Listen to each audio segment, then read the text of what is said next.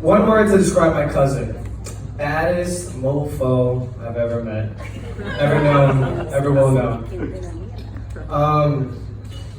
Pretty much growing up with my cousin Daniela, I always knew she was ahead of the game, you know. She pretty much at 5, while I was 5, she was 6, because she's a year older than me. I was trying to count the fingers on my hand, and she's already knows Spanish, English, and she's in the adult conversations. And, you know, in Colombian families, being in adult conversation, you're pretty much supreme.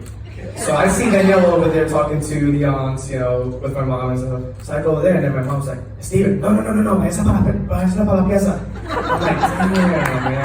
So I knew Daniela was always ahead of the game. She always had a brain, and she always had the compassion, the care and the nurturing she had for the whole family.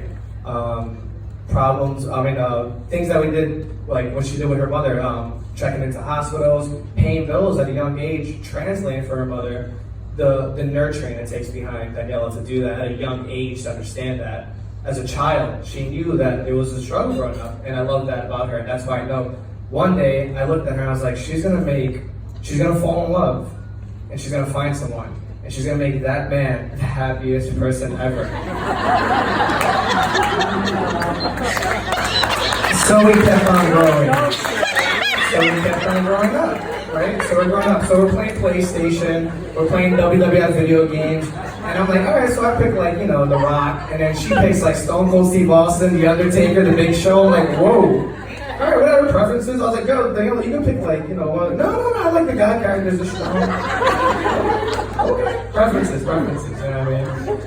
And then we go wrestle our cousins, and she picking all the boy cousins. Like, oh damn, okay, alright, preferences, okay.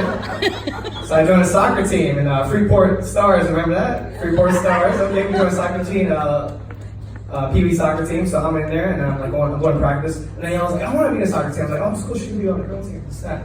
So then I see Nuga pull up, and I'm like, oh, Nuga's here, why is Nuga here in the practice? And then Daniela comes out with jersey, cleats, all down, like, you know, she could be on a team, you know, we're kids, whatever, blah, blah, blah. You know what I mean? So then I'm like, alright, you know, time goes on, we keep on growing. And then we're teenagers, we're at parties and stuff. She comes to my party with her parties. And I see a bunch of guys walking, I'm like, yeah, yo, check out that dude, you remember that dude for me? She's like, yeah, whatever. A bunch of girls walking, she gets her posture all up. I'm like, hold on. There's something wrong here. Or is there something right here? And I realized that at that point, I was just like, there's something with my cousin that she's not thinking by the grain anymore. She's doing something different, something beautiful and different. So we kept on growing. And then we got to the age, to be of age, which in the hood terms, that's being 21 and over and going to clubs.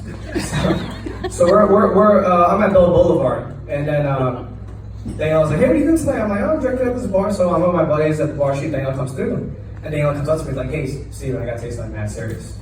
I'm like, what are you gonna tell me? She's like, I gotta tell you something serious. Okay, what is it?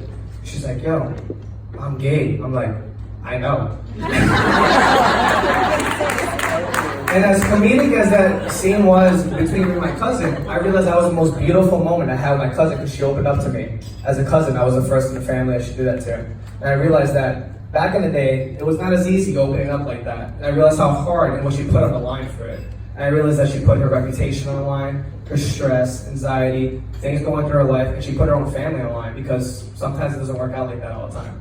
But luckily for Daniela, she has a family that's very accepting and very loving of her ways and being. So I thought it was a beautiful moment, as funny as it was, but it was great. And thank you for having that moment with me. I appreciate that you did that with me.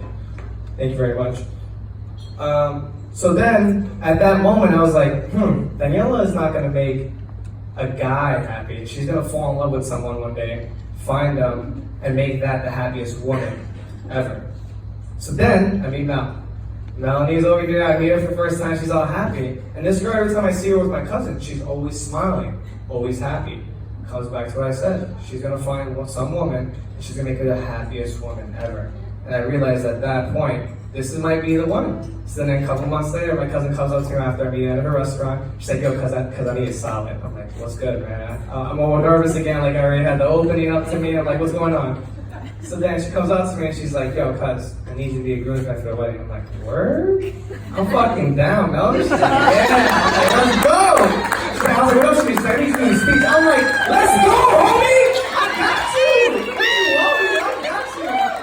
So I want everyone to raise your glasses high as possible. I want your shoulder to dislocate. There we go, bam.